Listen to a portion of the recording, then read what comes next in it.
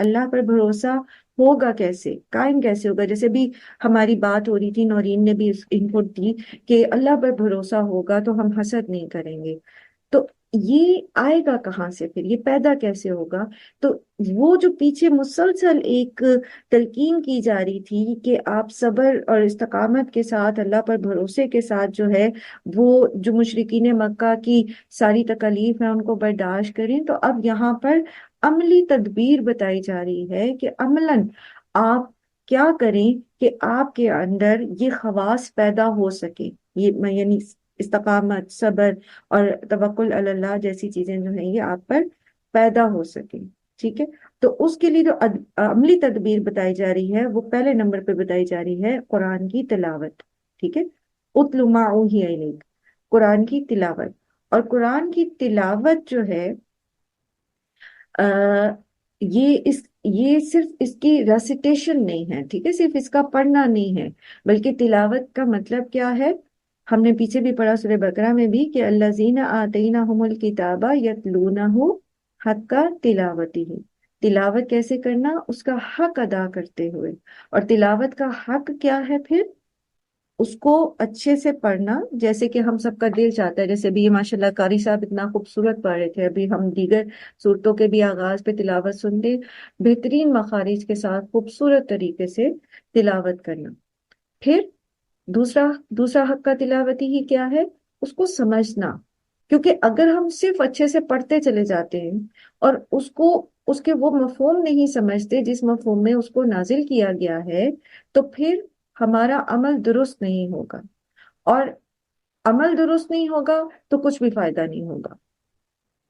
سو قرآن کی تلاوت ہمارے اندر یہ صبر، ثبات اور یہ توکل علی اللہ تبھی پیدا کر سکتی ہے جب کہ ہم محض صرف اس کی تلاوت پر اکتفا نہ کریں، بلکہ ہم اس کی تعلیم کو ٹھیک ٹھیک سمجھ کر اس کو پھر اپنی روح کے اندر جذب کریں۔ اسی طرح آپ دیکھیے کہ دوسرا جو سٹیپ بتایا گیا وہ ہے اقیم الصلاۃ، نماز کو قائم کریں۔ اور نماز جو ہے یہ انسان کو فحش اور برائی سے روکتی ہے۔ قرآن کی تلاوت اور نماز یہ دو ایسی چیزیں ہیں جو ایک مومن کو مضبوط سیرت اور اس کا زبردست قسم کا کردار اور اس کے اندر بہترین اخلاق جو ہیں وہ پیدا کرتے ہیں، جن سے پھر وہ اتنا ایمان میں سٹرونگ ہو جاتا ہے کہ پھر باطل کی بڑی سے بڑی جو اس کی مخالفتیں ہوتی ہیں نا، وہ ان کا سامنا استقامت کے ساتھ، صبر کے ساتھ کرتا ہے۔ نماز جو ہے یہ کس طرح انسان کی ٹریننگ کرتی ہے؟ مطلب ہم دیکھتے ہیں کہ بظاہر نماز جو ہے وہ صرف کچھ حرکات ہیں بدن کی، سیدھا کھڑا ہونا، پھر رکوع کی حالت میں جھک جانا، پھر سجدہ، یا پھر چند کلمات ہیں جو ہم منہ سے ادا کرتے چلے جاتے ہیں۔ تو ہم دیکھتے ہیں کہ نماز جو ہے جو اس کی ظاہری ایک شکل ہے، تو اس کو پڑھنے کے باوجود بھی بہت سارے لوگ جو ہیں وہ خرابیوں میں، بلکہ بڑی بڑی خرابیوں میں مبتلا نظر آتے ہیں۔ تو اللہ تعالیٰ تو فرما رہے ہیں کہ نماز فحش اور برے کاموں سے روکتی ہے، نماز پڑھو گے تو تمہیں وہ مدد ملے گی جس سے تم کفار اور مشرکین کے جو پروپیگنڈا ہیں تمہارے خلاف، اور اگر آپ کفار اور مشرکین کے ساتھ اپنے باقی دو دشمنوں کو بھی ایڈ کر لیں، یعنی ہمارا نفس اور شیطان، تو ان سب کے خلاف تمہارے اندر ایک استقامت آ جائے گی، تمہارے اندر ایک صبر آئے گا، تم ان کا پامردی کے ساتھ جو ہے وہ مقابلہ کر سکو گے۔ تو نماز پھر لوگوں کو کیوں نہیں روکتی ان کی اس سے؟ اب اللہ کی بات تو جھوٹی نہیں ہو سکتی، اللہ تعالیٰ تو فرما رہے ہیں کہ ان صلاۃ تنہا عن الفحشاء والمنکر، اللہ تعالیٰ تو کہہ رہے ہیں کہ یہ روکے گی، پھر اس کا مطلب یہ ہے کہ ہماری نماز نہیں ہے۔ ہم جو نمازیں پڑھتے ہیں اگر ہمیں برائی اور فحش سے نہیں روکتی تو اس کا مطلب یہ ہے کہ ہمیں نماز کا فلسفہ ہی نہیں پتا کہ نماز کیا ہے۔ اور پہلے بھی ہم نماز قائم کرنے میں اس کو تفصیل سے پڑھ کے آئے، مختصراً دوبارہ یاد دہانی کرا دیتی ہوں کہ نماز جو ہوتی ہے وہ بندے کا اللہ کے ساتھ ایک ملاقات کا ذریعہ ہوتا ہے، وہ ایک یاد دہانی ہوتی ہے اس کے لیے کہ اس کو ایک دن اسی طرح اپنے رب کے سامنے کھڑے ہونا ہے، اور اس کو اپنے معاملات کی جواب دہی کرنی ہے، اللہ کے سامنے جواب دہ ہونا ہے۔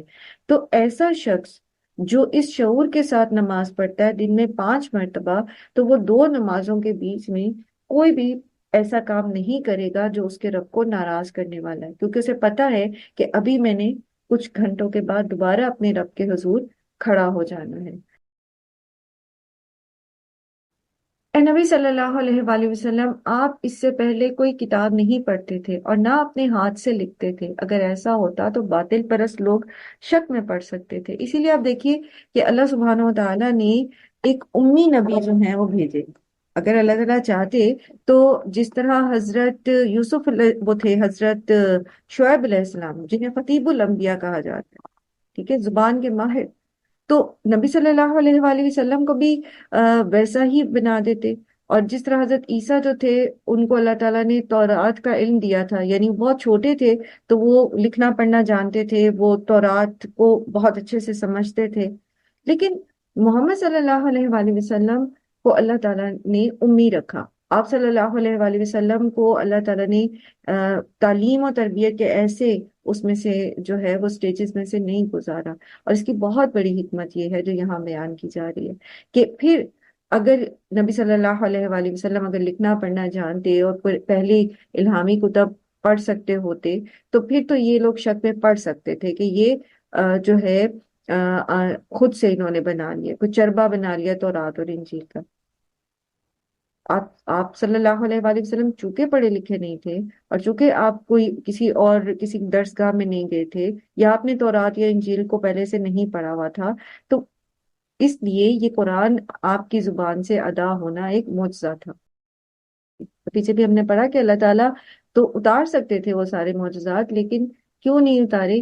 کیونکہ اللہ تعالیٰ کو جانتے ہیں کہ کوئی بھی ایسی قوم جس نے ایمان نہیں لانا، ایسے لوگ جنہوں نے ایمان نہیں لانا، ان کے لیے معجزے بھی فائدہ مند نہیں ہوتے۔ اور پھر اگر اللہ تعالیٰ معجزہ بھیج دیں ڈیمانڈ کے مطابق اور وہ ایمان نہ لائے، تو پھر ان پر اللہ کی طرف سے عذاب آنا لازم ہے۔ تو اللہ نے اس لیے ان کے لیے یہ والا معجزہ اتارا، قرآن، اور جو جب تک اللہ چاہے گا یہ معجزہ جو ہے ایز اٹ از موجود رہے گا۔ اور کیا ان لوگوں کے لیے یہ نشانی یعنی یہ کتاب کافی نہیں ہے؟ یا یہ کہ ایک امی کے منہ سے یہ سب اتنا زبردست قسم کا علم جو ہے، علمی کلام جو ہے وہ ادا ہونا، کیا یہ کافی نہیں ہے کہ ہم نے تم پر کتاب نازل کی جو انہیں پڑھ کر سنائی جاتی ہے؟ در حقیقت اس میں رحمت اور نصیحت ہے ان لوگوں کے لیے جو ایمان لاتے ہیں۔ آپ بار بار پڑھیں گے کہ قرآن کریم کی ہدایت ہو، اس کی رحمت ہو یا اس کی برکتیں ہوں، یہ ملتی ان کو ہیں جو اس پر ایمان لاتے ہیں، جو اس کو مانتے ہیں، جو اس کو سمجھنا چاہتے ہیں۔ رہے وہ جو سمجھنا ہی نہیں چاہتے، رہے وہ جو صرف اس سے اپنا من چاہا مطلب نکالنا چاہتے ہیں، تو پھر ایسے لوگ جو ہیں ان کو قرآن سے ہدایت نہیں ملتی۔ لوگ تم سے عذاب کو جلدی لانے کا مطالبہ کرتے ہیں۔ اگر ایک وقت مقرر نہ کر دیا گیا ہوتا تو ان پر عذاب آ چکا ہوتا، اور یقیناً اپنے وقت پر وہ آ کر رہے گا، اچانک اس حال میں کہ انہیں خبر بھی نہ ہوگی۔ یہ آپ سے عذاب جلدی لانے کا مطالبہ کرتے ہیں، حالانکہ جہنم ان کافروں کو گھیرے میں لے چکی ہے، اور انہیں پتہ چلے گا اس روز جب عذاب انہیں اوپر سے بھی ڈھانک لے گا اور پاؤں کے نیچے سے بھی، اور کہے گا کہ اب چکھو مزہ ان کرتوتوں کا جو تم کرتے تھے۔ اللہ تعالیٰ ہم سب کو جہنم کے انواع و اقسام کے عذاب سے اپنی پناہ میں رکھے۔ جہنم کا عذاب بہت ہی ہولناک چیز ہے۔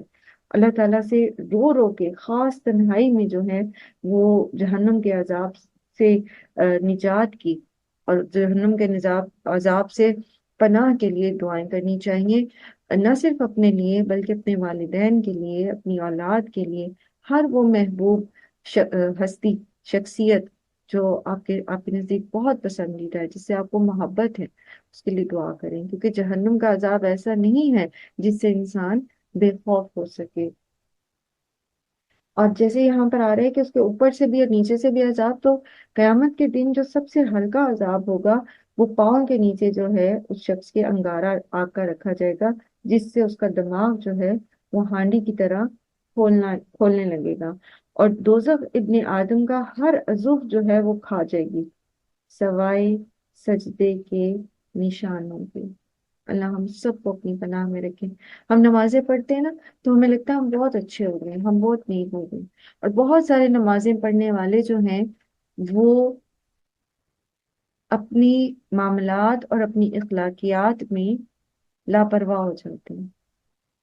یہ احساس ان کا کہ وہ بہت اچھی ہیں، بہت نیک ہیں، انہیں دوسرے معاملات میں جو ہے وہ غافل کر دیتا ہے۔ یہ حدیث ہے، میں نے آپ کو بتائی، پہلے بھی میں نے آپ کو ریفرنس دیا تھا اس کا، کہ نماز سجدے کے جو نشان ہیں ان کو جہنم نہیں کھائے گی، جہنم کی آگ نہیں جلائے گی، باقی سارا جسم کوئلہ ہو چکا ہوگا، تو ان نشانوں سے پہچان کر اس شخص کو جو ہے وہ جہنم سے نکال لیا جائے گا۔ اللہ تعالیٰ ہم سب پر رحم کرے، اللہ تعالیٰ ہم سب کے صغیرہ اور کبیرہ اور دانستہ اور غیر دانستہ گناہوں کو معاف فرمائے، اور یہ رمضان جو ہے یہ پچھلے سارے گناہوں سے بخشش کا ذریعہ ہے۔ اللہ ہماری آنکھوں کو وہ آنسو عطا کریں جو اللہ کی خشیت سے بہہ نکلتے ہیں۔ اللہ تعالیٰ ہمارے دلوں کو نرمی عطا کریں جو اللہ کے عذاب کو پڑھ کے کانپ اٹھتے ہیں۔ اللہ ہمارے اعضاء کو وہ فرما برداری عطا کریں جو ہمیشہ اللہ کے سامنے جھکے رہتے ہیں۔ ہمیں اللہ ایسی سماعت، ایسی بصارت عطا کرے، اللہ ہمیں ایسے دل، ایسی سوچ عطا کرے جو اللہ کی فرما برداری کرنے والے ہیں۔